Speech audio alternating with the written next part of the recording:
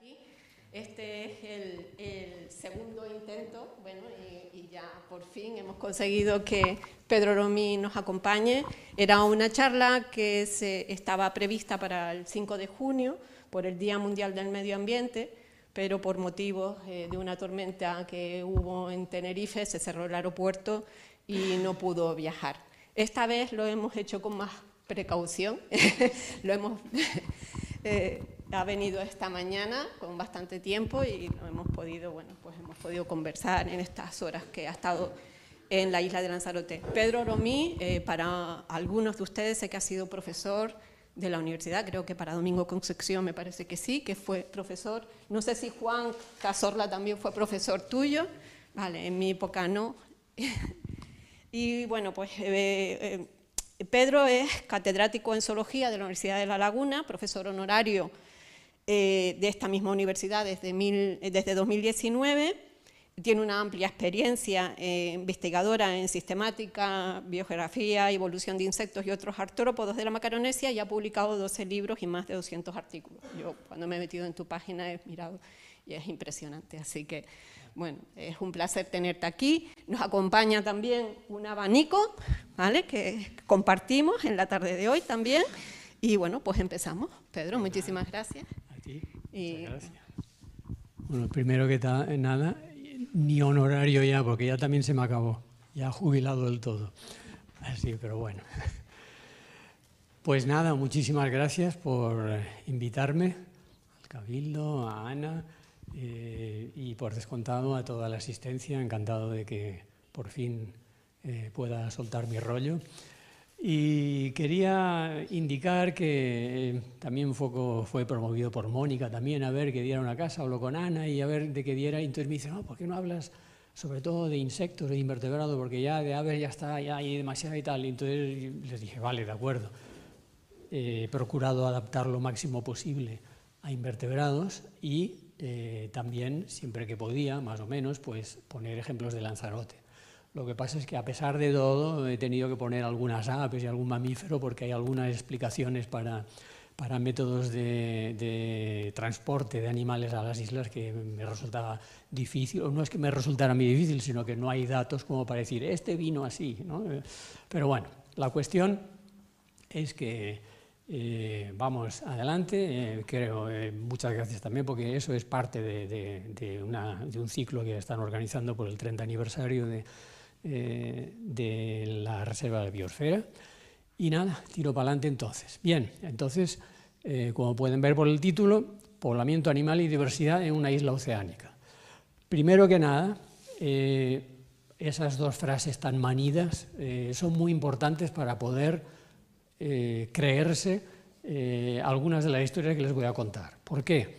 Pues porque las probabilidades de que una especie animal arribe atravesando el océano hasta una isla oceánica son bajísimas, pero es que el tiempo transcurrido es enorme. Entonces el tiempo nuestro, la cronología humana, es miserable comparado con el tiempo geológico, y esto es lo que en realidad puede dar credibilidad a que estos métodos de transporte hayan podido tener éxito. Bien, entonces, primero que nada, a lo mejor algunas cosas, como el público pues puede ser diverso, algunas cosas pueden ser ya archisabidas por algunos que se dediquen a profesionales ya de la biología o la geología, y para otros no tanto, pero bueno, si hay algo que ya saben, de todas formas, con atender un poquito menos ya vale. Lo importante es saber, antes que nada, distinguir entre lo que son islas continentales y islas oceánicas. Al principio voy a hablarles un poquito de geología, dirán, bueno, no venías a hablar de poblamiento animal, pero es interesante conocer algunos detalles. Por ejemplo, aquí tenemos las Islas Baleares, Córcega, Cerdeña, Sicilia, etcétera. Son islas continentales. ¿Por qué? Porque las islas continentales son aquellas que en algún momento de su existencia han estado unidas a continente. Y por lo tanto el trasiego de flora y fauna a estas islas pues ha sido facilísimo, incluso no eran ni islas, ¿no? Hay algunas islas que hoy en día tienen una cantidad tremenda de especies endémicas y raras y tal, como puede ser Madagascar o Nueva Zelanda, pues también son continentales, porque hace más millones de años todavía, pero formaron parte de África o de Australia y luego se separaron, ¿no? En cambio, las islas oceánicas son islas que nunca han estado en contacto con otras tierras, de manera que han surgido del fondo del océano. Aquí tienen la superficie oceánica, esta es la corteza terrestre. Entonces empieza a surgir en el fondo oceánico y va creciendo, creciendo, creciendo hasta que emerge la isla porque ha crecido por encima de la superficie del océano, ¿no? Allá tienen un típico caso de una isla, no sé si esta será una de esas de Islandia o esa que crecieron y salieron del fondo y entonces crecen, nacen y aquí tenemos una isla oceánica. ¿Cómo se forman estas islas? ¿Cómo es que las islas muy frecuentemente están reunidas en archipiélagos, no son una sola isla? Pues porque su origen es a partir de lo que se conoce por un punto caliente. ¿Qué pasa? Que en el manto hay una zona que denominamos el punto caliente, donde hay una mayor temperatura y por lo tanto hay fusión de las rocas, entonces es muchísimo más fácil que se produzcan vulcanismo y salga al exterior. Entonces, bajo el punto caliente, perdón, por encima del punto caliente, va creciendo hasta que se forma una isla y emerge sobre la superficie, ¿no? Pero ¿qué ocurre? Que la corteza oceánica se desplaza respecto al manto, se va desplazando y por lo tanto, al cabo de un tiempo, aquella isla que teníamos aquí se ha desplazado y la tenemos aquí. Y así sucesivamente. Entonces, ¿qué pasa? Que una vez lleva, porque estamos hablando de mucho tiempo, estamos hablando de millones de años probablemente, ¿no? Entonces, ¿qué ocurre? Que en estos millones de años el efecto de la erosión en la isla hace que la isla se vaya desmantelando y va bajando de nivel y entonces tenemos una isla ya mucho más erosionada como puede ser Fuerteventura, aquí la tienen. ¿Y qué pasa? Que se sigue desplazando, entonces llega un momento que hay un fenómeno que en Canarias no tenemos, pero que en zonas más tropicales donde hay crecimiento coralino, estos volcanes hundidos, esta isla hundida, cuando están a poca distancia de la superficie, pues los corales van emergiendo, entonces se forman estas islas coralinas, pero llegará un momento en que se queden totalmente sumergidas. No solo por efecto de la erosión, sino porque además esta corteza tiene un fenómeno que se llama la subsidencia, de manera que se va hundiendo un poco bajo el manto, en el manto, y entonces las islas acaban hundiéndose. Quiero indicarles una cosa sobre todo, que hay una tremenda diferencia entre las Canarias y muchos otros archipiélagos, y es que aquí la subsidencia es muy baja, porque la corteza oceánica es muy gruesa y entonces la subsidencia es menor que lo que ocurre en Hawái, Galápagos y otros archipiélagos donde la subsidencia es rápida y entonces las islas desaparecen mucho antes. Estas islas de 21 millones de años como Fuerteventura prácticamente no las hay en ningún otro archipiélago oceánico. Bien, la cuestión es que en Canarias el punto caliente se dice que hoy en día debe estar más o menos a la altura o del Hierro o de esta zona, ¿no? Pero este punto caliente hace 10 millones, 20, 30, 40, etcétera, hace 60 millones de años estaba situado allá. Pero como la corteza se iba desplazando respecto al manto, pues entonces ha ido quedando relegado a otro lugar. ¿Qué ocurre? Que aquí tenemos lo que fueron islas Canarias, entre comillas, hace X millones de años que han desaparecido y que hoy en día son bancos que se conocen, los pescadores los conocen, etcétera, ¿no? Bien, entonces, ¿qué es lo que ocurre con las islas? Que, como les decía, hay unas islas que están en una fase juvenil cuando todavía están creciendo, sobre todo el Hierro y La Palma, un poco Tenerife. Luego, cuando ya empiezan a ser más, tiene mayor peso el desmantelamiento erosivo que el crecimiento por erupciones, entonces las islas van menguando. Gran Canaria y La Gomera están en una fase ya madura y Lanzarote y Fuerteventura una fase senil, son mucho más bajas y las otras ya han quedado sumergidas, ¿no? Bien, las salvajes apenas asoman y están con tan poca altitud que los movimientos eustáticos que ha habido a lo largo de los últimos cientos de miles o pocos millones de años han hecho que estuvieran emergidas y sumergidas, de manera que las salvajes es muy curioso porque por arriba una de ellas es totalmente plana, es porque fue una rasa marina y hoy en día está a 100 metros sobre el nivel del mar, ¿no? Bien, total. Pero, ¿cómo es que, por ejemplo, en Hawái o en Galápagos, una isla, en cuanto se aleja del punto caliente, ya deja de tener vulcanismo? y entonces se erosiona muy rápido y encima la subsidencia y tal, y total, que la isla más antigua de Hawái tiene 5 millones de años. Y aquí, La Gomera, Tenerife, etcétera, etcétera, hasta aquí en Lanzarote todas tienen mucho más de 5 millones. ¿Qué ocurre? En realidad parece ser, lo que los geólogos opinan, es que el punto caliente suelta, al irse desplazando, unas plumas de magma, que sería esto, estaría representando las plumas de magma, de manera que hay un remanente de magma importante debajo de cada isla, que es lo que ha ido produciendo erupciones, a pesar de estar estas islas ya alejadas del punto caliente. Lanzarote, que es tenida por la isla supervolcánica, más volcánica que ninguna y tal, pues no, en realidad el vulcanismo de Lanzarote es una especie de residuo que quedó y tal, y que a lo mejor saldrá alguno más, pero que no es nada comparado con la cantidad de erupciones que tienen las islas occidentales en los últimos miles de años. Bien, La Gomera ya no tiene, porque esta pluma probablemente se ha agotado, y La Gomera hace 2,5 millones de años o algo así que no tiene erupciones. Bien, total. Y luego, para acabar ya con la parte geológica, una forma velocísima de desmantelamiento de las islas es lo que se conoce por megadeslizamientos, esos deslizamientos masivos. ¿Qué pasa? Que una isla volcánica crece a una velocidad demasiado rápida comparado con lo que se desmantela por la erosión, entonces crece tan rápido que llega un momento que es inestable y tiene unos derrumbes tremendos. Entonces, estos megadeslizamientos, pues por ejemplo, el Golfo del Hierro, en el Hierro hay 3 muy grandes, en el Golfo, en las playas y en el Hulan, en Jandía, la playa de Barlovento. Todo eso son enormes deslizamientos que aceleran muchísimo ese desmantelamiento de las islas, ¿no? Bien, vamos ya a la parte ya de población. Una isla volcánica, en el momento en que emerge, está absolutamente vacía de vida y estéril. Bien, es cierto que este es el Roque del Oeste y que no es verdad que ahora está así y no está estéril, pero bueno, alguna imagen tenía que ponerles porque yo no les iba a poner una isla recién emergida, ¿no? La cuestión es que a partir de ese momento empieza todo el proceso de poblamiento. Vamos a hablar ahora solamente de animales. Hay también todo un poblamiento vegetal que evidentemente daría para muchísimo que hablar, evidentemente. Entonces, para establecerse los animales en esta isla, pues tuvieron que emprender viaje desde otras tierras, que en este caso será el continente que hay más o menos cercano, aunque también sirve una isla que ya existe, una preexistente respecto a otra, para que vaya poblamiento en ese sentido.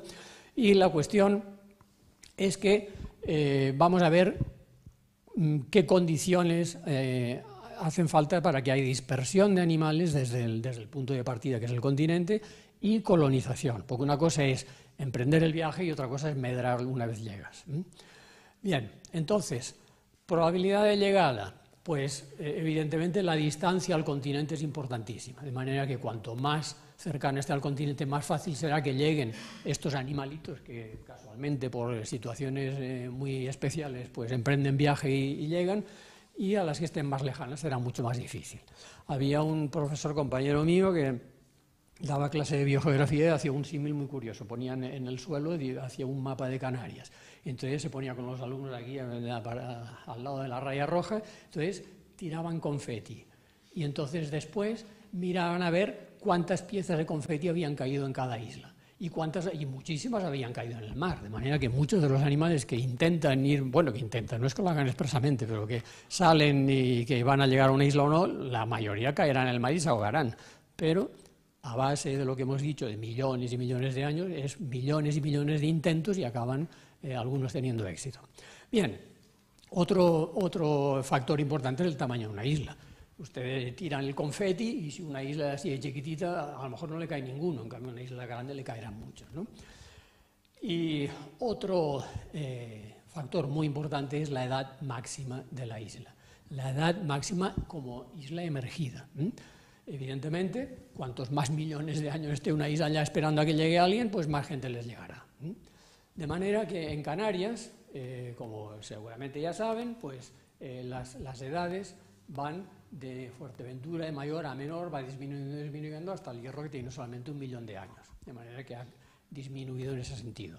Entonces, el Hierro, que está más lejos que nadie, que es más bien pequeña y que solo ha estado funcionando 1 millón de años, evidentemente aquí le habrán llegado muchos menos animales que a Fuerteventura o a Lanzarote. Y los casos intermedios ahí los tienen, ¿no?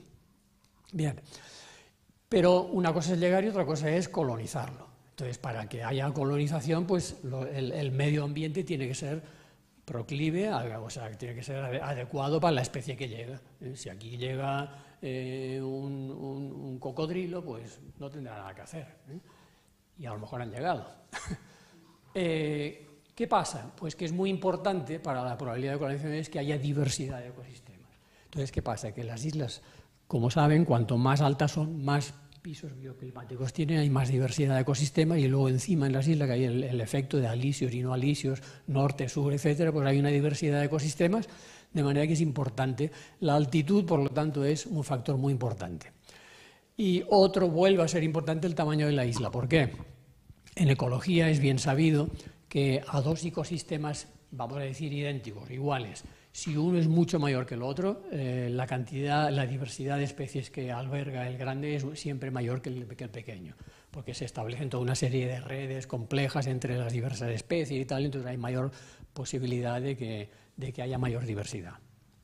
Bien, ¿cuáles son los métodos de dispersión y llegada? Pues son muy diversos. Aquí en este esquema, eso está sacado de la fauna de Rodríguez de la Fuente, nada menos, casi nada. Pero ya la idea ya estaba bien, ¿no? Hay dispersión eólica pasiva, dispersión eólica activa, acuática pasiva, acuática activa y algunos más que ya comentaremos. Bien, dispersión eólica activa, volando. Hay animales que son capaces de atravesar el brazo de mar que separa el continente de las islas de que se trate y han llegado volando. Han llegado volando y si a aquellos les gustó se establecieron y aquí medraron, ¿no? ¿Quiénes lo hacen? Pues hay, primero, los que son migrantes regulares sean aves o insectos, cuidado, no voy a hablar solo de aves ni mucho menos, pero son animales que tienen una potencia de vuelo considerable, que ya están acostumbrados a desplazarse de grandes distancias, y si además son migrantes regulares que vienen aquí porque les ha gustado esto y van viniendo cada año, pues entonces van poblando hasta el punto de que llega un momento en que algunos pues decidieron ya nidificar, quedarse aquí, etcétera, y a lo mejor muchos ya se establecieron. Estos son migrantes, los que les pongo aquí, que no se quedan, sino que la pardela, por ejemplo, viene, anida, pero luego se vuelve a ir. Una parte del año está aquí y la otra se va. Y lo mismo ocurre con el halcón de Leonor, no en cambio el zarapito viene todos los años, pero no anida aquí. Y seguro que ustedes saben perfectamente, esta mariposa la han visto, porque aquí cuando llega octubre y esas épocas, vienen aquí hordas de estos animales. ¿Qué pasa? Que esta mariposa migra, hace unas migraciones tremendas. En realidad una migración no cada individuo, sino que a base de generaciones van haciendo una migración desde el centro norte de Europa hasta el Sahel y pasan por aquí delante y luego sus nietas suben para arriba de nuevo. He dicho sus nietas, pero no sé exactamente si el número de generaciones es 1, 2 o 3, ¿no? La cuestión es que esta mariposa, volveremos a nombrarla en migrantes no regulares, por así decirlo, por lo que les explicaré, ¿no? Entonces, luego hay migrantes ocasionales, hay animales que migran de norte a sur o viceversa, en la costa de enfrente de nuestro, pero aquí solamente vienen por casualidad algunas veces o porque se desvían un poco y tal, y entonces pues resulta que vienen. A lo mejor a algunos les dio en su momento para hacerlo, una vez llegaron aquí, les gustó y se quedaron. Estoy siempre hablando, simplificando, les gustó y se quedaron, siempre supone que hayan venido unos cuantos cientos de veces y que la cosa vaya funcionando para que acabe cuajando el quedarse. Bien, y luego hay de esos migrantes ocasionales. Si ya pasamos a la fase de invertebrados, dejamos las aves, que para allá es mucho más fácil, lógicamente, alcanzar grandes distancias, hay algunas que solamente vienen aquí si hay fuertes vientos favorables. Todos ustedes habrán visto llegar langostas cuando hay climas con cierto viento, habrán visto el año 20 vinieron una cantidad tremenda de libélulas, que además mucha gente sabe en los medios y en la televisión, las langostas que llegan y tal, y eran libélulas. Y es que hay una libélula, esta libélula, Anax de Fipiger, es migrante norte-sur en la costa africana. Y entonces, si hay unos vientos y tal, se desvían aquí. Aquí llegaron una cantidad tremenda. Esa fotografía fue tomada entonces, que había una cantidad de libélulas increíble, ¿no? Pues esta especie aquí, cuando no es en estas situaciones, no se la encuentra, porque normalmente no se queda aquí. Bien, hay dos casos clarísimos de que llegaron en su momento casualmente, son migrantes, la monarca americana o la mariposa tigre de África y de Asia, que la monarca americana pues migra de Canadá a México, pero si en un momento determinado hay unos vientos que la empujan y tal, pues llegan de cuando en cuando a la península ibérica, incluso han llegado a Inglaterra, pero allá no medran después, pero aquí sí. Y aquí, de hecho, yo no sé si está registrado cuando se observaron por primera vez, pero hace ya muchos años que está establecida la monarca y la mariposa tigre, la africana también, ¿no? ¿Por qué se establecieron aquí? Pues porque estas mariposas del género Danaus todas comen plantas de la familia Asclepiadaceae. Y la Asclepias curasábica, la flor de sangre o algodoncillo, la hemos cultivado en jardines en cantidad. Y además ahora incluso hay gente que la cultiva para tener la mariposa, ¿eh? De manera que han encontrado el terreno abonado, ¿no? Pero aquí hay algunas Asclepiadaceae también. Hay algunas introducidas y hay otras que son naturales. La cornúa, que es un endemismo de Lanzarote y Fuerteventura, aquí tienen una larva, una oruga de la mariposa monarca comiéndosela, ¿no? Y los cardoncillos también en otras islas, ¿no? De manera que aquí estas se han quedado. Bien, y luego hay otros visitantes esporádicos que no son migrantes de ninguna manera, pero que pues, a lo largo de miles y miles de años pues, ha habido una oportunidad en que algo les pasó que vinieron a parar aquí. Así han venido montones de aves, y por descontado muchísimos insectos, pero que me es más fácil decirles, miren, esta es algo que les suena, ¿no? Pero las aguilillas, la bobara canaria, el herrerillo, los herrerillos. ¿Qué pasa? Que se establecieron y al transcurrir cierto tiempo, pues acabaron transformándose en endemismos. De momento, estas tres especies que se han puesto aquí son endémicas a nivel subespecífico, pero eso quiere decir que están en vías de. Hay otras, en cambio, que hace más tiempo o que por las razones que fueran, se aislaron más aquí en Canarias, entonces ya son especies plenamente endémicas como son las palomas de laurisilva o la taranguilla. Bien, y en invertebrados pues hay montones de casos. Les muestro algunas que incluso son de observación reciente. Esta avispa hace, yo diría que 20 o 30 años no estaba en Canarias y se ha ido viendo cómo. Yo no sé, aquí en Lanzarote yo no la he visto, pero supongo que también debe estar, ¿no? Sí. Pero se vio como primero llegó a Fuerteventura, luego se vio al cabo de un tiempo en Gran Canaria, luego se vio en Tenerife y ya ha llegado a La Gomera y creo que ya se han citado en La Palma. Y eso sí lo hemos observado en cosa de 10 años o algo así, ¿no? Lo mismo ocurre con montones de libélulas, llegaron de alguna manera, pero ¿qué pasa? Que como son insectos que tienen vuelo potente, la mayoría de libélulas, entonces de cuando en cuando se ve que van a África otra vez y vuelven y tal, no en migraciones normales, pero la cuestión es que hay flujo génico y entonces eso impide que estas especies se conviertan en endémicas. No son endémicas porque en realidad seguramente de cuando en cuando o les llegan con facilidad a otros congéneres y entonces se aparean, etc., ¿no? Y hay alguna mariposa que vale la pena comentar, esa también es muy corriente aquí en Lanzarote. Y la vanesa vulcania es muy interesante porque durante mucho tiempo se consideraba que era una subespecie de vanesa índica. Vanesa índica y índica vulcania solo en Madeira y en Canarias. Ahora, eso es un vaivén, ¿qué más da? Si tiene nivel de especie o de subespecie y tal. La cuestión es que está diferenciada genéticamente, en un grado u otro, pero el caso es que solamente las hay en Canarias y Madeira y luego ya en toda esta zona. Por eso se llama índica.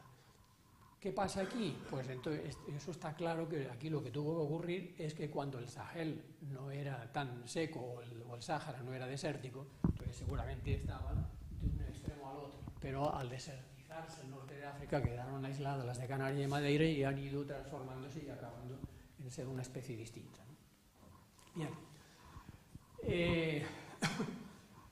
Un fenómeno que ocurre con esos endemismos es que, por lo que se llama la evolución insular, se les pueden reducir las alas porque no tienen predadores, no tienen necesidad de dispersarse, entonces pues van perdiendo la capacidad de vuelo, se les hacen las alas más pequeñas, vuelan peor y algunas llegan a dejar de volar. Y en casos muy extremos como el kiwi de Nueva Zelanda, pues llegan incluso a quedarse sin alas, ¿no? Bien, aquí en Canarias hay varios casos. La codorniz canaria, todo eso son especies ya extintas. Pero la codorniz esa que se descubrió en La Gomera, pero también se han encontrado rastros en Tenerife, tenía las alas un poco pequeñas. El verderón picofino también, y sobre todo este escribano patilargo que tiene las alas ya tan pequeñas que, fíjense en esta fotografía. Aquí hay huesos del escribano patilargo, que son los huesos de la izquierda. Aquí hay partes de hueso del escribano patilargo y de un escribano volador del continente. Fíjense cómo los huesos de las alas son más pequeños en el patilargo, más pequeño, en cambio las patas es al revés, las patas son más grandes, los huesos del escribano patilargo y de los escribanos continentales. ¿Qué pasa? Que su evolución les ha llevado a ir reduciendo las alas, perder la capacidad de vuelo y en cambio hacerse muy buenos corredores con unas piernas, unas patas, perdón, más fuertes, ¿no? Bien. ¿Qué ocurre? Que la inmensa mayoría en el mundo de las especies que han perdido la capacidad de vuelo en islas oceánicas, en cuanto llega la especie humana, todos los cohortes de acompañantes, ratas, gatos, perros, etcétera, desaparecen, y así ocurrió en Canarias. La reducción alar en insectos la podemos observar en muchas especies vivas actualmente. Montones de ellas tienen esta situación. Fíjense en estas chicharras del género Califona. La especie que hay en Gran Canaria y la que hay en La Gomera tienen las alas largas, tan largas como el oviscapto de una hembra. Esta es la pieza con que hincan para poner los huevos, ¿no? La especie que hay en La Palma tiene las alas ya más cortas. Estas vuelan bien, esta es muy torpe volando. Y la especie que hay en Tenerife tiene ya las alas tan cortas que no vuela en absoluto. Eso es una reducción de alas por efecto de insularidad, de evolución insular. A estas especies que tienen las alas reducidas, pero que todavía son patentes, se les llama especies braquípteras, es decir, algo reducidas. Y esta especie de Tenerife, ¿por qué no le ha desaparecido del todo las alas y no vuela? Pues simplemente porque las usa para otros menesteres. Esta especie... Primero, estas especies cantan frotando una tecmina con la otra. La tecmina es el nombre que se da al primer par de alas más grueso, ¿no? De manera que quiere seguir cantando, aunque esté en una isla, ¿no? Y además, esta ha tenido una adaptación muy curiosa, y es que todas las demás especies tienen el segundo par de alas incoloro. En cambio, estas miren qué color lo tienen. Cuando alguien le va a amenazar y se asusta, entonces para dar la impresión de que es más fuerte de lo que parece y tal, rápidamente pone las patas amenazantes y enseña estas alas de colores llamativos, de manera que no ha perdido alas. Ahora, hay otros insectos que las han perdido totalmente o casi totalmente. Hay lo que se llaman especies micrópteras, quiere decir que ya tienen las alas micro. Por ejemplo, esta otra chicharra, que es otro endemismo, ese es del género Canariola, que tiene dos endemismos en las zonas de Laurisilva. Tiene las alas tan pequeñas, pero todavía las tiene pequeñitas porque las tiene escondidas ahí debajo y sigue cantando, pero ya no las muestra para amenazar. De manera que le es más cómodo tenerlas bien reduciditas y tenerlas solo para cantar, y canta debajo de esta campana de amplificación del sonido. O bien, fíjense, esta mosca de la Laurisilva tiene microalas, ¿no? Y luego hay especies ya, muchos insectos insulares que han perdido totalmente las alas. Esta tijereta del género Guantia, hay 10 o 12 especies en Canarias, no tienen segundo par de alas para nada.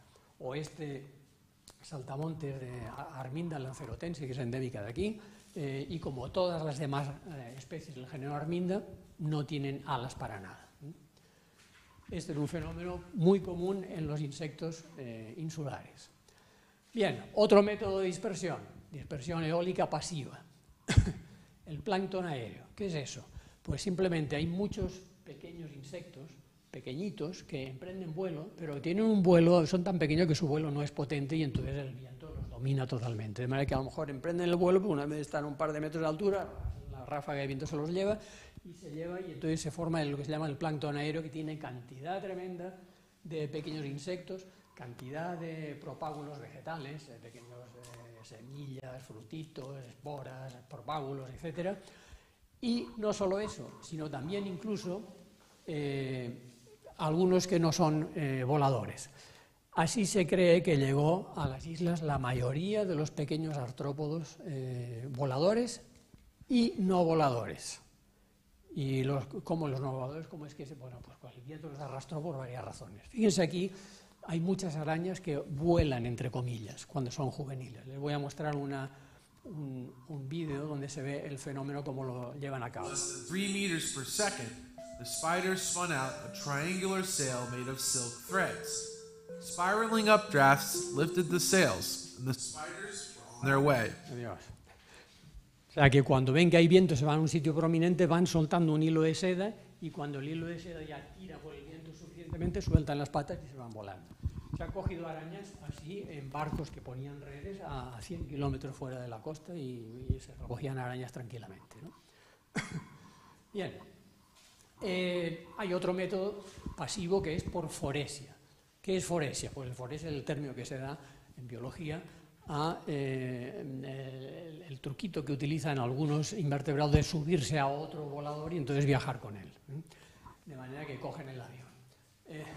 Fíjense eso que nos ocurrió una vez con un compañero, con Heriberto, muy curioso. Yo tenía este coleóptero en casa, se lo fotografié, lo estaba en casa fotografiándolo y tal, y lo tenía en un tarro, y me sorprendió que cuando lo saqué para fotografiarlo vi que había un pequeño arácnido dentro del bote. Y eso yo no lo cogí, bueno, pues nada. Y luego se lo pasé a Heriberto porque él quería fotografiarlo. Ya fotografiarlo de fotografía más técnica, bajo lupa y tal. Y resulta que cuando fue a fotografiarlo vio por transparencia que aquí de abajo había algo. Si lo ven a mayor aumento, es lo que se llama un pseudoescorpión. Es un grupo de arácnidos que no son escorpiones, son pequeñitos, los pseudoescorpiones, y entonces resulta que este coleóptero seguramente llevaba 2 o 3, uno se cayó dentro del tarro, salió y lo encontré en el tarro, pero otro acabó en la lupa que estaba manejando Heriberto, ¿no? En Canarias hay 60 especies de pseudoescorpiones, que es un número muy elevado, y 14 de ellas, por ejemplo, están en Lanzarote, y se supone que la mayoría de ellas deben haber venido por este método, porque ellas evidentemente no vuelan, ¿no? Luego hay lo que yo me he inventado de foresia involuntaria. Para eso les voy a explicar otra historia que también estuvimos viviendo. En la meseta de Nisdafe, en el Hierro, seguro que lo han oído por los medios, llega un momento que en Nisdafe hay una plaga de saltamonte y entonces han estado fumigando y tal y cual. Mano a la cabeza nuestra, como que fumigar y tal, eso es lo normal. Pero bueno, la cuestión es que hay una cantidad tremenda de saltamontes, lo cual hace que las gaviotas, que normalmente no van, cuando no hay estos saltamontes, van allí a Nisdafe y se hinchan a comer saltamontes. De manera que las gaviotas comen y comen. En el Hierro en general y en Nisdafe también es muy abundante este escarabajo, la pimelia, que es endémica de allá del Hierro, y las gaviotas también se comen las pimelias, ¿no? Entonces, en una oportunidad, un compañero vio en el Hierro cómo una gaviota atiborrada regurgitaba, porque se había pegado una panzada tal que tenía demasiado, regurgitaba, y como lo que echó una pimelia tambaleó y acabó caminando. Caray, esto es curioso, ¿no? Entonces pensaron en diseñar una experiencia, son compañeros del CSIC de allá de la Laguna, que entonces lo que hicieron fue que estudiaron desde todos los puntos de vista el tema. ¿Y qué pasa? Que las gaviotas esas normalmente luego, una vez se han atiborrado, se van a un lugar de cría o tal, donde estén tranquilas, y aquí donde hay una colonia enfrente a esa zona del Hierro, en los Roques de Salmón, ¿no? Entonces, ¿qué pasa? Que, como les digo, mira, aquí fotografiaron la gaviota todavía con una pimelia medio colgando y tal. Bueno, la cuestión es que entonces pensaban, bueno, vamos a ver si se puede demostrar que las gaviotas son un medio de transporte de escarabajos o de lo que sea, ¿no? Entonces, ya previamente, otros naturalistas habían observado y publicaron una cosa al respecto, que el lagarto gigante de Salmón se aprovechaba de las regurgitaciones de saltamontes que hacían las gaviotas en el roque. Fueron al roque y vieron que los lagartos se comían lo que habían regurgitado las gaviotas, ¿no? Entonces, visto unas cosas y otras, digo, pues vamos a hacer una experiencia. Entonces fuimos al Roque de Salmor, nos llevaron, la Guardia Civil nos llevó en helicóptero, y entonces aquí estuvimos recogiendo pimelias, y luego la llevaron al CSIC, y entonces la secuenciaron un par de genes de pimelias del Roque de Salmor y de pimelias de Nisdafe, y de muchos otros sitios del Hierro, y vieron que los haplotipos que más se repetían entre Salmor y el Hierro eran los de Nisdafe, ¿no? De manera que está claro que ahí había un trasiego y que en algún momento ha habido una población de los roques por pimelias traídos desde el Hierro. Esto lo podemos extrapolar a que el Hierro y Salmor, el Hierro y La Gomera o Tenerife y Gran Canaria, ¿no? ¿Por qué no? Es menos probable, pero también, ¿no? De manera que este podría ser otro método de viajar. Dispersión acuática, activa nadando. Hay animales que son capaces de venirse nadando desde, aparte de, ¿cómo se llamaba aquel? David Meca, que son capaces de hacer grandes distancias. Los cocodrilos han demostrado que van de Indonesia a Australia, ¿no? Pero ¿qué pasa? Que todos esos animales son capaces de nadar millas y millas, no llegarían aquí, pero no pueden pedrar porque el ecosistema no los admite, ¿no? Entonces, vamos a abandonar ese método porque a lo mejor resulta que alguno lo ha conseguido, pero creo que no es la forma de haber poblado las Canarias. Pero fíjense aquí como este estudio que se hizo de Madagascar, que se separó de África hace 100 millones de años, pero se ha demostrado por estudios genéticos que esta serie de animales llegaron a Madagascar hace 60, 40, 20 millones de años. De manera que está claro que viajaron por el mar. ¿Cómo pudieron viajar los lemures y los erizos y tal? Tuvo que ser por balsas flotantes. Las balsas flotantes son un recurso tremendo para animales de cierto tamaño. En Canarias está clarísimo que ahora no, pero que cuando esta zona ya del subdesierto de Marruecos era fértil y con mucha vegetación, y cuando el río Odra era un tremendo río, pues que seguro que arrastró en crecidas masas de vegetación con animalitos capitaneando los barcos estos, ¿no? De manera que no es de extrañar. Pedro Felipe, si lo conocen, el cineasta que hace cosas de naturaleza, hizo esta especie de recreación de cómo pudo un saltamontes enorme de aquí de Canarias haber llegado aquí, ¿no? Y entonces hizo esta simulación que lógicamente no es verdadera. Aquí solo faltaría que sería el colmo que estuviéramos allí, mira que viene una balsa flotante y viéramos cómo llegan los animalitos, ¿no? Eso es a base de millones de años, ¿no? Bien, bueno, esto es una anécdota curiosa, pero... Y entonces eso es lo que, por dispersión acuática pasiva han tenido que llegar aquí todos los mamíferos no voladores y todos los reptiles. Tienen que haber venido así, ¿no? Bien, la musaraña es el único mamífero que sigue vivo de los autóctonos de aquí, pero hubo unos ratones de lava que aquí fueron abundantes y en Fuerteventura, etcétera, y lo mismo las ratas gigantes de Gran Canaria y Tenerife, todo eso tuvo que venir así. De estos animales ya extintos, se ha calculado más o menos cuándo llegaron y cuándo se extinguieron. Los ratones de lava se calcula que llegaron hace unos 6 millones de años y que se murieron hace unos 600 años. Esto nos indica que aquí quien se los comió, mató o lo que fuera, fue la especie humana, está claro, ¿no? E incluso con las ratas gigantes también, porque se han encontrado algunas ratas incluso con un cuero conservado y tal en enterramientos guanches, ¿no? Bien.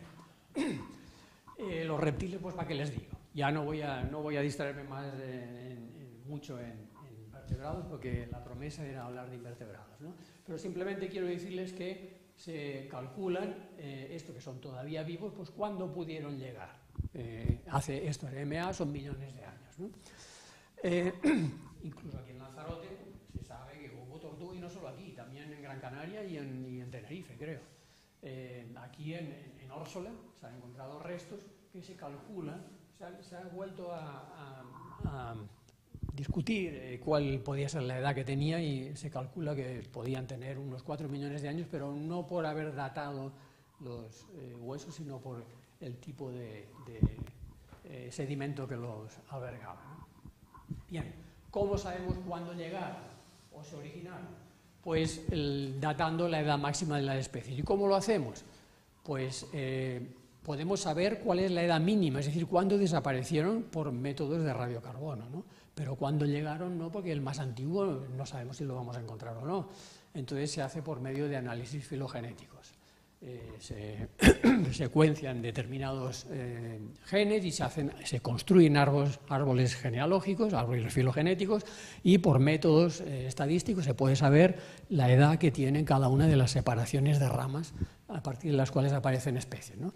Eso es una cosa simplificada, el origen de la especie humana, pues aquí tenemos los gibones, los orangutanes, gorilas, chimpancés, y entonces ¿qué pasa? Que este árbol es inventado, lo he hecho yo, pero podemos datar, calculando la cantidad de diferencias genéticas que hay entre una especie y otra, podemos datar cuándo se separaron la una de la otra, ¿no?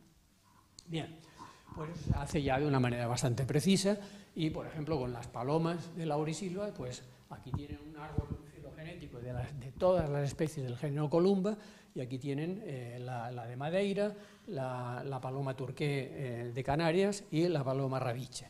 Y pueden ver, y es muy interesante porque no solo vemos la edad, sino que además sabemos si vinieron una vez o dos las palomas.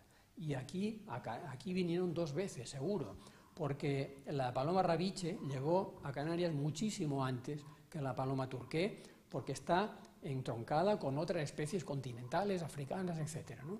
Y la paloma de Madeira y de Canarias sí se nota que son parientes, son especies hermanas, y por lo tanto eso indica que o bien llegó primero a Canarias y de allá fue a Madeira, o viceversa, pero la cuestión es que llegaron mucho más tarde que la rabiche.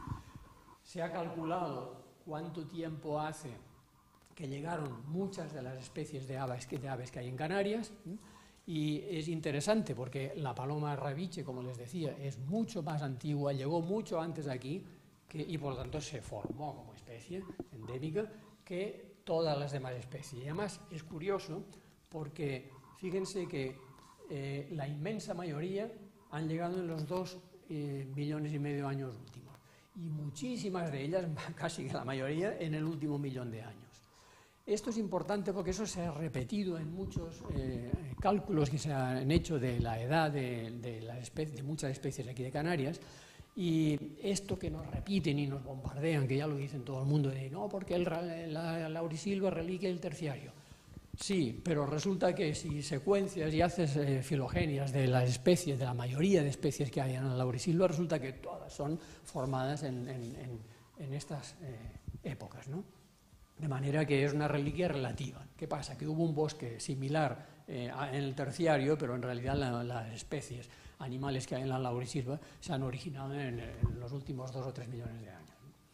Bien, aquí tenemos, por ejemplo, este escarabajo de Lanzarote, un endemismo de Lanzarote, del género Calathus. Hicimos una filogenia de todas las especies de Calathus de Canarias y de Madeira, y pueden ver aquí que se forman lo que se llaman unos clados. Unos clados son como grupos dentro de ramas principales del árbol, ¿no?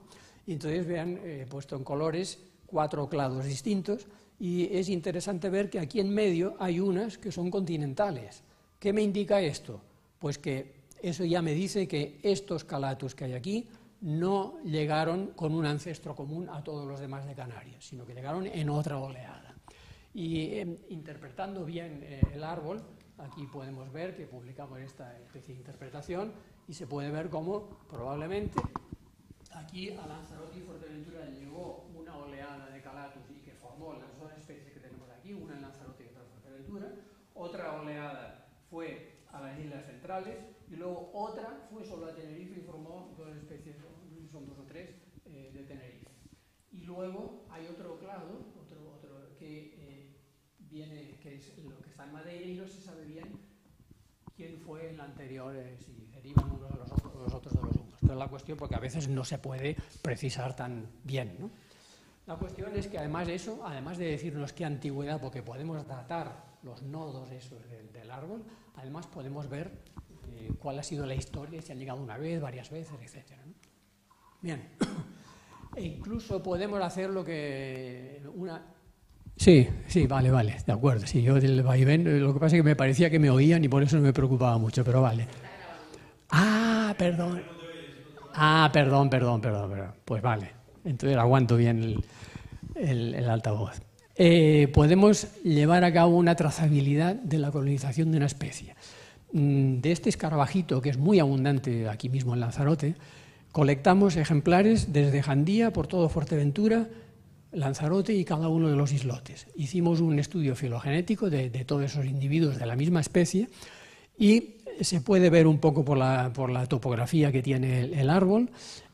Aquí les indica cada uno de estos clados de qué zona estaban colectados y se puede ver cómo en realidad los más antiguos eran de Jandía y cómo fueron colonizando y además en cierto modo a medida que las islas crecían, porque estas dos islas que fueron una sola crecieron en este sentido.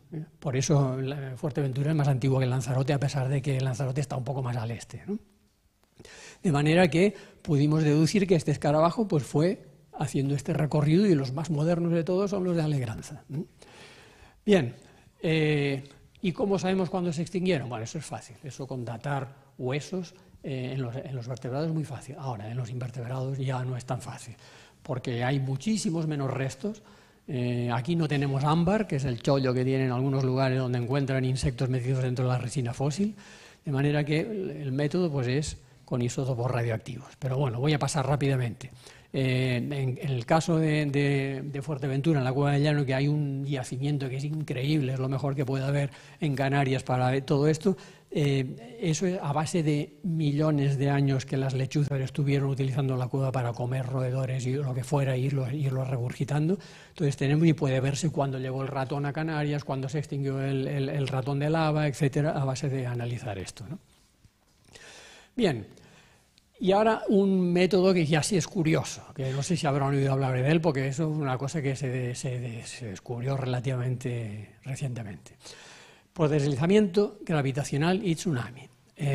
Unos compañeros del CSIC hicieron esta publicación donde representaban un poco un tsunami, un deslizamiento de estos tremendo, se derrumba el Valle de la Orotava, entonces todo eso arrastra un montón de animalitos, crea un cataclismo tremendo y entonces hay un tsunami que se forma que va a Nueva York y barre con la ciudad, según decían aquellos geólogos alarmistas, pero luego hay un rebufo de este tsunami, hay un rebufo, y entonces el rebufo no es tan bruto y lo que calculaban ellos es que en el rebufo cogían matas de vegetación con animalitos tal de los alrededores y los volvían a llevar. ¿Y eso en qué se fundamentaron? Pues simplemente porque esta especie de coleóptero, que está en La Palma y en Tenerife y en Gran Canaria, pero sobre todo con los de Tenerife y La Palma, hicieron un estudio genético de montones de lugares de Tenerife y de La Palma y observaron que los individuos que hay en los bordes del Valle de la Orotava y en zonas no muy altas tenían exactamente los mismos haplotipos genéticos que los que hay en una zona de La Palma. Y además vieron que la antigüedad de estos haplotipos coincidía con la antigüedad del deslizamiento del Valle de la Orotava. Entonces, no se puede jurar que sí, que así fue, pero es que está clarísimo, ¿no? Y esto además está abriendo los ojos a muchos biogeógrafos que están pensando entonces y deduciendo que cómo pueden haberse poblado muchas cosas entre el archipiélago, no ya de continente a isla, sino cómo ha habido unos vaivenes de colonizar para aquí, para allá, etcétera, entre las islas, ¿no? Bien, ¿qué pasa con las especies una vez llegan? Porque hemos estado mirando cómo se las arreglan para llegar, pero una vez llegan. Bien, una especie llega, da el salto a la isla y ¿qué pasa? Que como hay un aislamiento, porque son muy pocos los individuos que llegan aquí y que no se va a repetir el fenómeno, sino muy ocasionalmente, pues entonces van derivando genéticamente y acaban formándose endemismos. De manera que la especie, después del salto, con un tiempo se forma una nueva especie B. Bien, ahora, por ejemplo, aquí en Lanzarote y en Fuerteventura está este escarabajo, Licinus marrequianus, un endemismo de aquí, que es un pariente próximo de uno que hay en todo el norte de África y Europa. Bien, pero ¿qué pasa cuando hay un archipiélago, una cadena de islas? Pues entonces el fenómeno puede ir repitiéndose por lo que se conoce como stepping stones, que en inglés significa algo así como las piedras para ir pisando para atravesar el riachuelo, ¿no? Entonces las islas serían esas piedras, entonces el ancestro y sus derivados pues irán dando saltos, de manera que se forma la B, salta la B aquí y se forma con el tiempo una especie C, sigo hablando de cientos de miles de años, la D, etc. Y de esa forma, por ejemplo, los cigarrones ápteros que tenemos aquí en Canarias llegaron a Fuerteventura, de Fuerteventura saltó a Lanzarote, se formó otra especie, a Gran Canaria se formó otra, a Tenerife se formó otra, y a La Gomera se formó otra, y a La Palma se formó otra. Y tenemos una especie diferente en cada isla, y además filogenéticamente, porque hemos hecho el estudio genético, se ve como en el árbol filogenético te indica que la más antigua es la de Fuerteventura y la más moderna es la de La Palma. Y el hierro, pues el hierro igual todavía no ha llegado. ¿O todavía no lo hemos encontrado? Puede ser cualquiera de las dos cosas. La cuestión es que en el hierro no sabemos, ¿no? Hay bastantes casos en el hierro, como les decía, como es más moderna y más lejana y más pequeña, pues entonces la llegada es menos probable, ¿no? Bien, ¿y qué pasa con el caso particular de Lanzarote y Fuerteventura? Pues resulta que las dos especies que hay aquí, hay una que es la especie majorera, que es la más antigua. Aquí tenemos los diferentes colores, son los diferentes haplotipos, diferencias genéticas que había entre los individuos que se secuenciaron, ¿no? Y aquí tienen los colorines y tal del conjunto de la especie. Luego la especie conejera, otra, pues saltaron de Fuerteventura a Lanzarote y se formó aquí otra especie. Pero resulta que luego encontramos que había en la zona más bien sur de Lanzarote, había individuos también de la especie majorera. Entonces, ¿eso qué tiene que ser? Pues que o bien cuando se conectaron las dos islas, o bien por alguna casualidad, una vez ya aquí teníamos una especie endémica, volvieron las especies majoreras a pasar a Lanzarote y entonces ahora en Lanzarote están las dos. A lo mejor ya están separadas genéticamente y ya se quedan como dos especies distintas, o a lo mejor se hibridan, ya veremos, ¿no? O ya lo verán. Bien, también hay casos de que por stepping stones, en lugar de irse formando una especie nueva en cada isla con el tiempo, pues a veces hay especies que no siguen evolucionando y sigue siendo la misma. De manera que salta y siempre tenemos la misma. Por ejemplo, el cuervo canario pues es el mismo en todas las islas, ¿no? Insectos o artrópodos en general hay montones, montones, no tantos, hay bastantes que están, todos estos están en Lanzarote, esta mariposa no, pero todos esos están aquí en Lanzarote y están en la mayoría de las islas, si no en todas. Este es un longicornio que vive en las Tabaiba y los Cardones, y el solífugo está en todas las islas menos La Palma y el Hierro, pero es el mismo, etc. Bien, ahora hay algunas que han colonizado solamente una isla cercana y se han quedado ahí y no han querido seguir viajando. Se volvieron perezosos una vez llegaron aquí o las condiciones ya no eran adecuadas. Por ejemplo, el célebre opilión majorero de la Cueva del Llano de Fuerteventura, pues solo está en Fuerteventura. O bien esta araña, que de momento se conoce solo de Lanzarote. Esta araña, de todas formas, así como el opilión majorero, seguro que está desde hace bastantes miles de años. La araña no sabemos todavía bien, habría que secuenciarla, a ver, y compararlo con otras especies, con otros individuos continentales, a ver si son idénticos genéticamente o si ya se ha diferenciado y por lo tanto indica que ya lleva un tiempo aquí.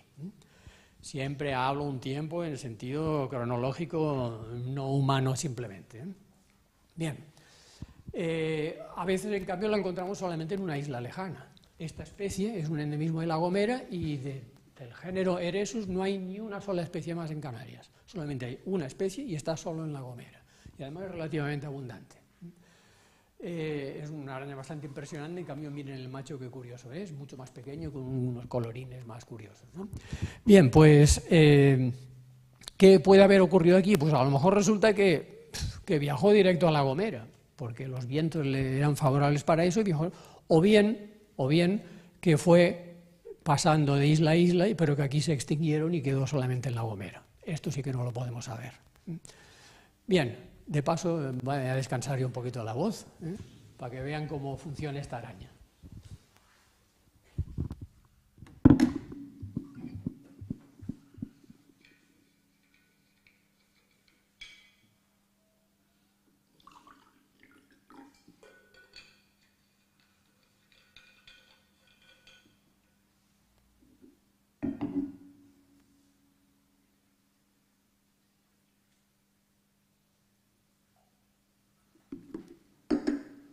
Bien, siguiente. Luego también podemos hablar de eso de isla doble, me lo he inventado yo, pero ¿qué pasa? Que algunas islas, como son el caso de Lanzarote y Fuerteventura, en épocas geológicas fueron una única isla. Y si era una única isla, pues el trasiego de animales de arriba abajo sería facilísimo, ¿no? Ahora son dos islas poco separadas y el trasiego pues no es tan difícil, pero bueno, ya hay un impedimento.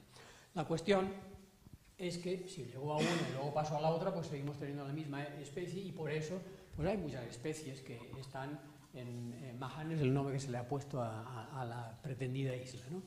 Por ejemplo, esta curiosa araña, la araña garrapato gigante, esa que hay tanto en Fuerteventura como en Lanzarote, no es muy común, pero es una araña muy curiosa, muy aplanada, está en esas dos islas y en ninguna más, ¿no?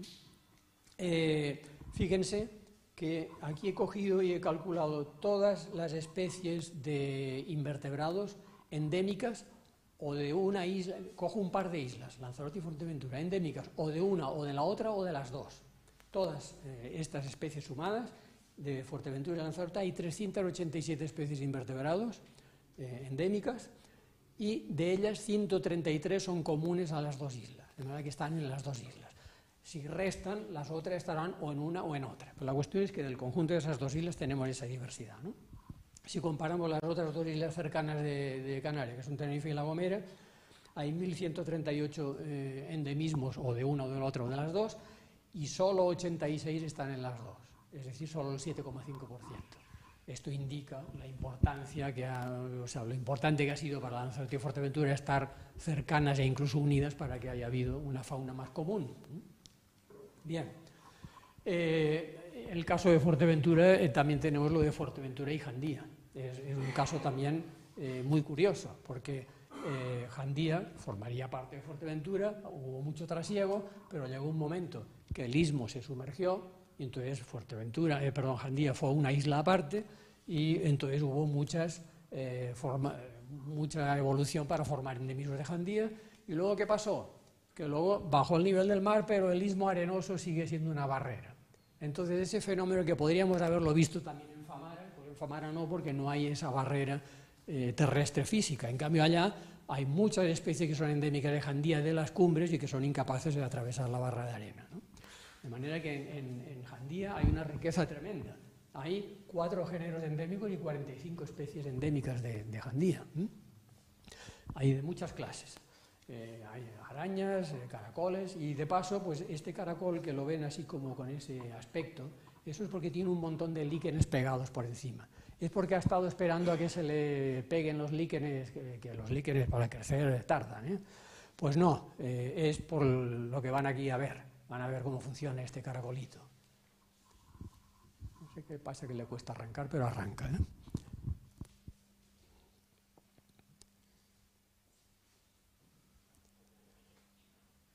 Evidentemente estos son líquenes, ¿no?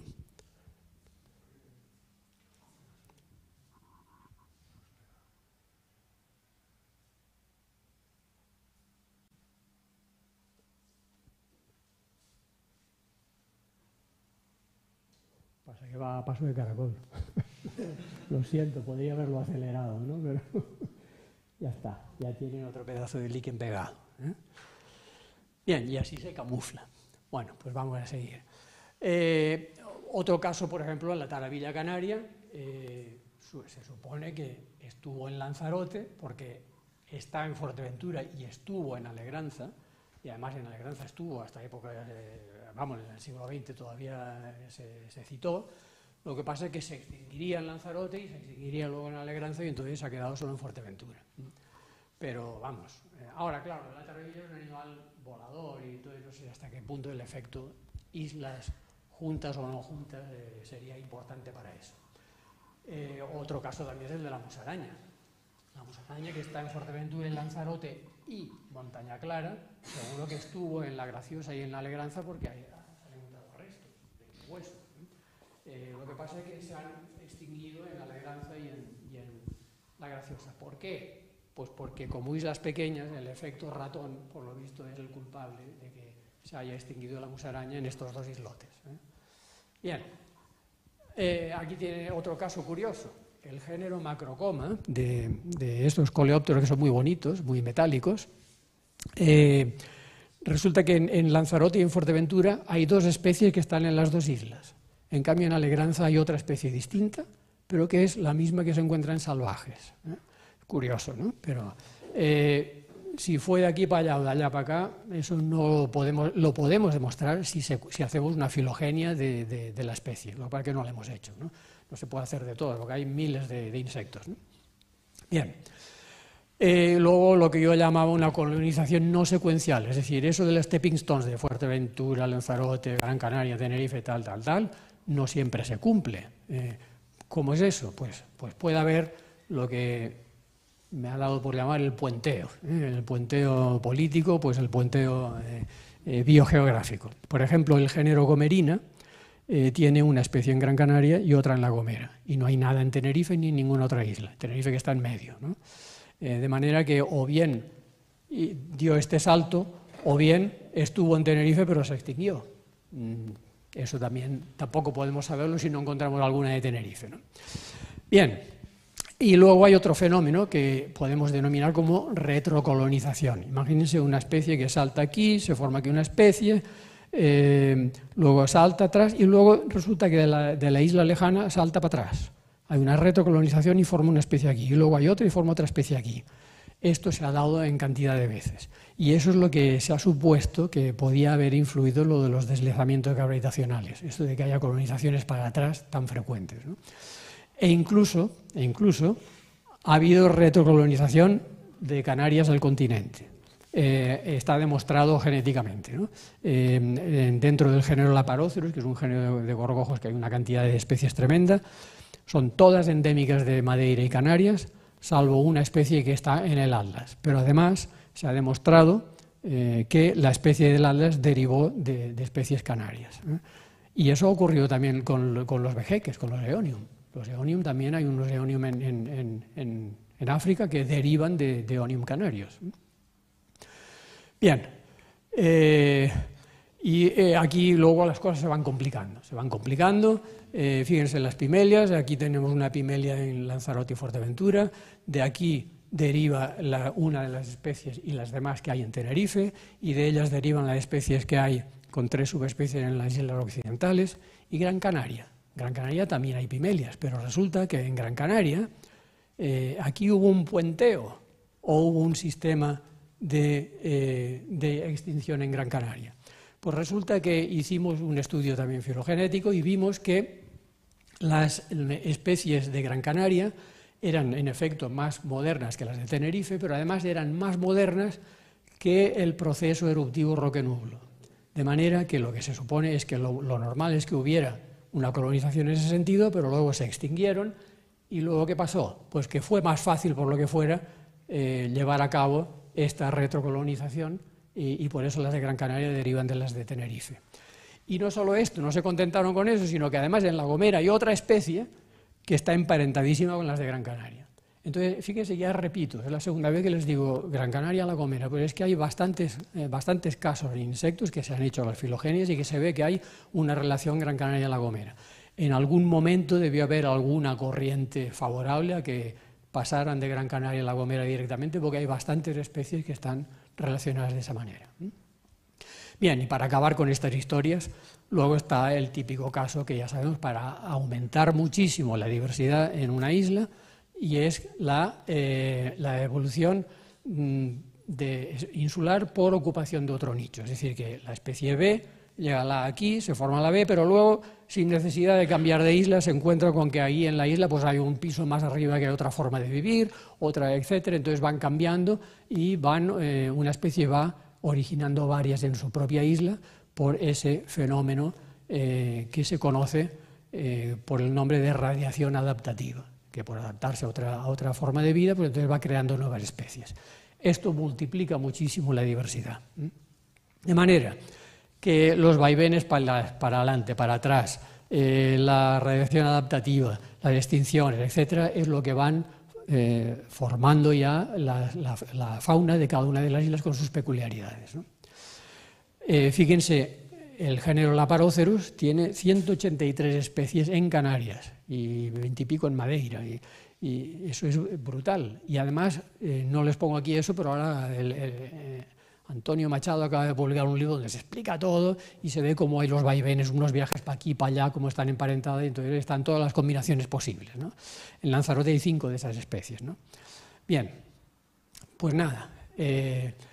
Y lo curioso de la radiación insular, que es lo que apoya un poco lo que les decía de que las faunas nuestras son mucho más modernas de lo que cabría esperar, nos muestra que en los artrópodos, los géneros endémicos, que se supone que serán más antiguos que los géneros no endémicos, están poco radiados. Los géneros endémicos tienen muy pocas especies. Hay muchos que tienen una sola especie.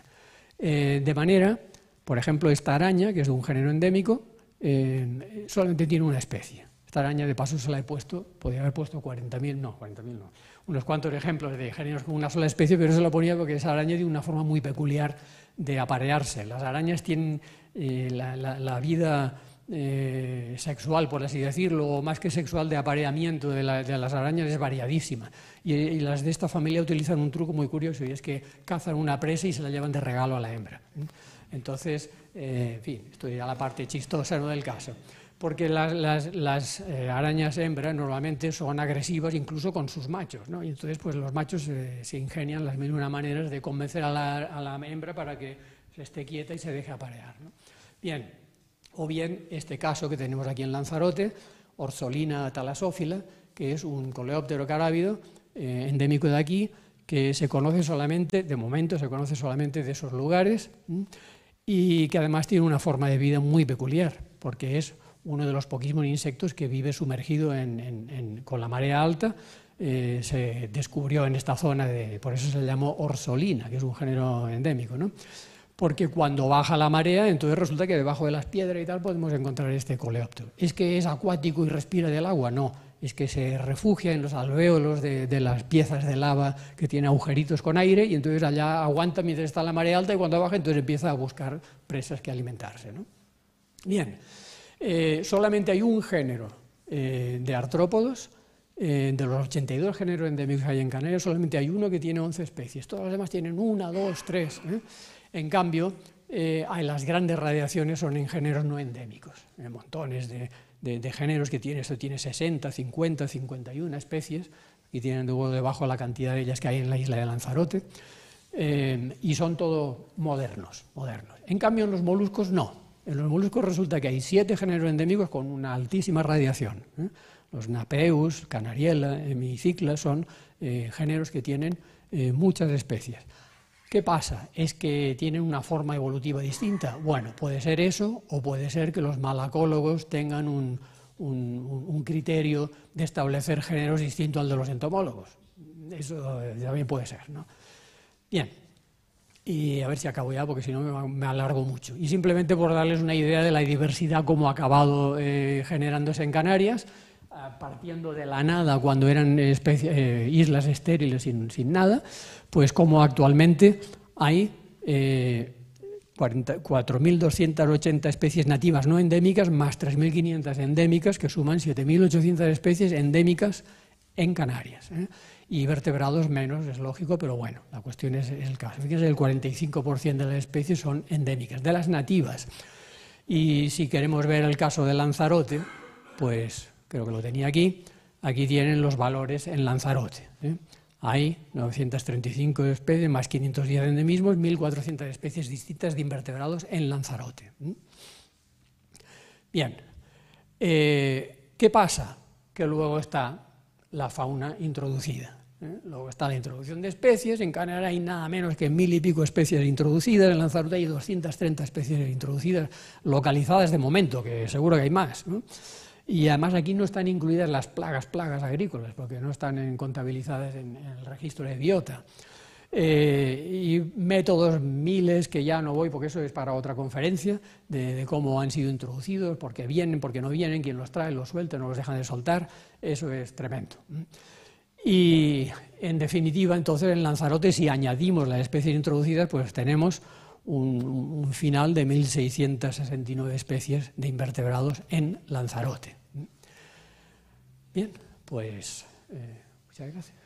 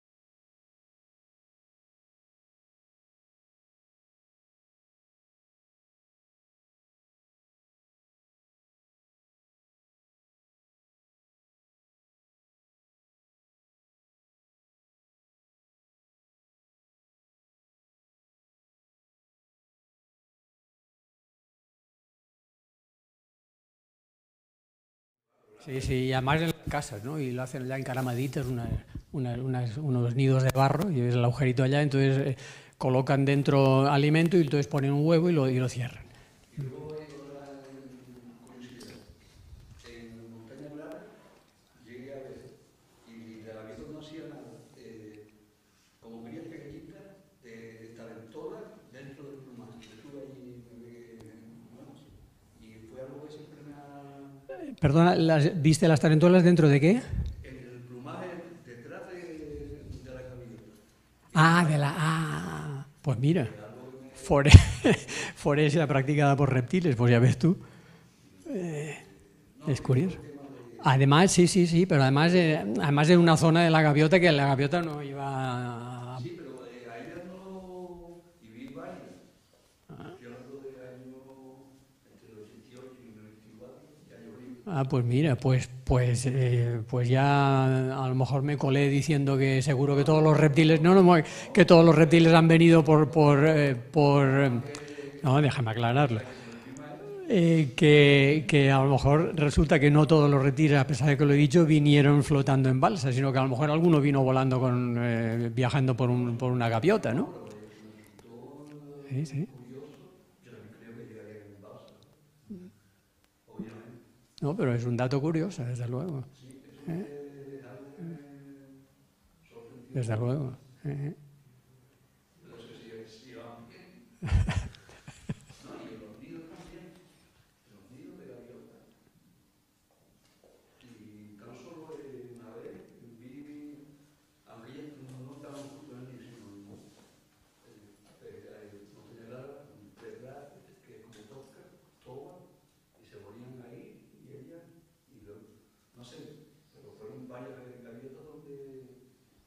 Además, cabe pensar que lo más lógico es que el perenquén se encaramara, no que la gaviota se lo pusiera. O sea, hay que decir que a lo mejor el perenquén se metió allí y tal, que si lo hizo con intención de viajar o no, no lo sé, pero está curioso, ¿no?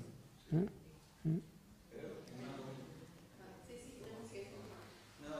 la erupción nueva de La Palma, ¿se tiene constancia de alguna desaparición de alguna especie que había en toda aquella zona, de algún insecto que...? Yo estuve en una oportunidad con el equipo de Pelucho y tal, que fuimos a ver, a buscar las acrostiras, los cigarrones ápteros, y vimos. Pero claro, estuvimos lógicamente en la zona afectada por lluvia de cenizas, no por lo de lava, porque donde la lava ni acrostira ni nadie, ¿no? Y y yo no sé porque luego él ha continuado y supongo que han ido haciendo revisiones ahora. Íbamos, porque como era una especie amenazada que estaba en aquella zona y tal y cual, a ver si veíamos esta especie, y estaba. Pero no te sé decir más, no sé. No sé si... No creo que una erupción haya extinguido una especie, ¿no? Aunque se hablaba de una planta, ¿qué planta era? Había una planta que estaba solamente en aquella zona y que le afectó y tal, pero no sé, pero una planta es otra cosa, pero desde luego un animal es muy difícil que sea extinguido por una erupción. Sí se sabe que durante las tremendas erupciones que hubo en toda la formación del Teide, que bajaron hacia Icod y todo el norte, que allá se barrió todo y que ese aislamiento fue causante probablemente de que hubiera especiación en Teno y en Anaga, de manera que se originaran especies distintas por ese aislamiento durante miles y miles de años. Ahora, es que aquello eran erupciones y no el volcán de La Palma, ¿no?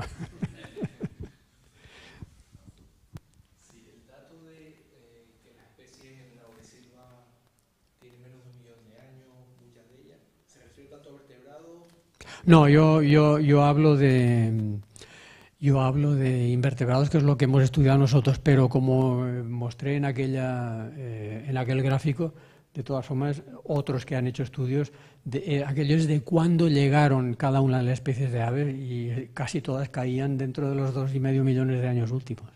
O sea que, en efecto. Ahora, eso que explicaba yo, es de los calatus, que he mostrado, ya hemos hecho filogenias de 4 o 5 géneros, y todos eran géneros no endémicos que tenían gran radiación, y algunos sobre todo de laurisilva o de zona más o menos húmeda, y eran todos modernos, ¿no?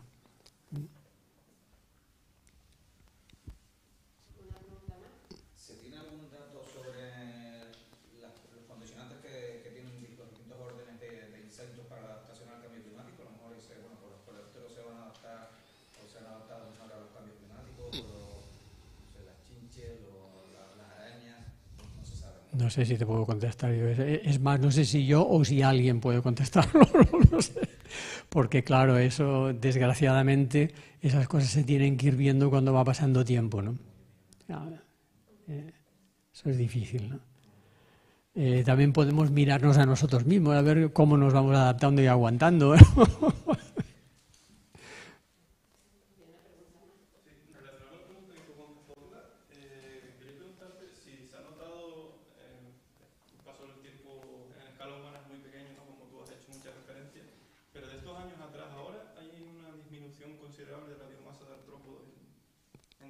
La biomasa y la diversidad.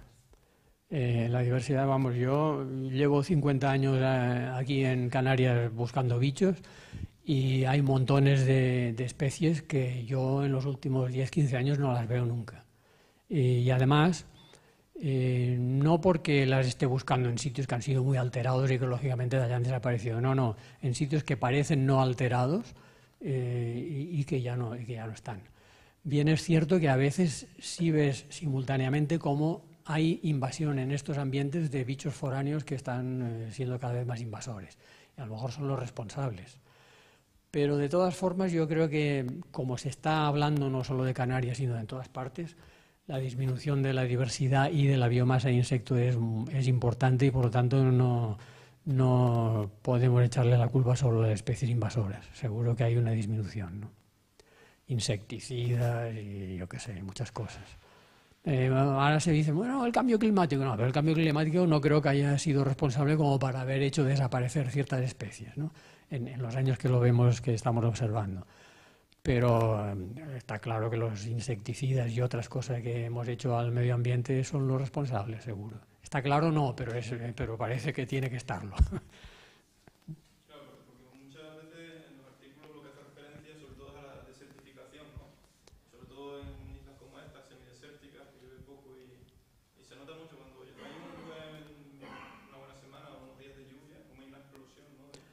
Sí.